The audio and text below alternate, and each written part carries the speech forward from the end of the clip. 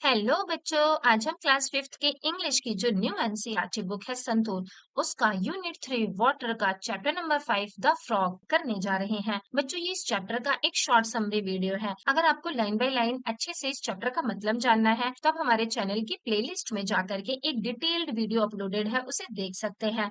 चलिए अब हम इस पोएम को पढ़ते हैं और फिर इसका मतलब जानेंगे।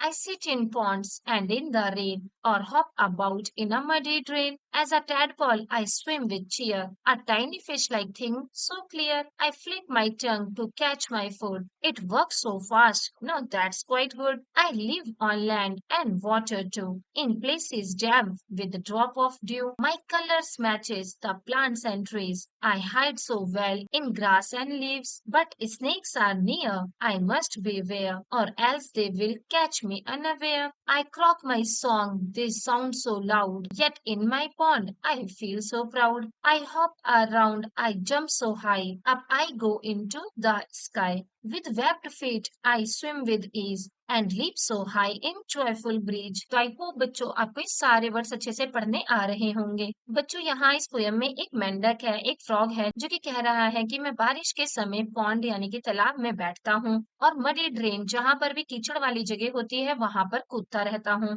जब मैं टैडपॉल होता हूँ मतलब जब मैं छोटा मेंढक होता हूँ तो मैं एक छोटी सी मछली की तरह बिल्कुल क्लियर होता हूँ और मैं फुल मजे के साथ चेयर करते हुए स्विम करता हूँ।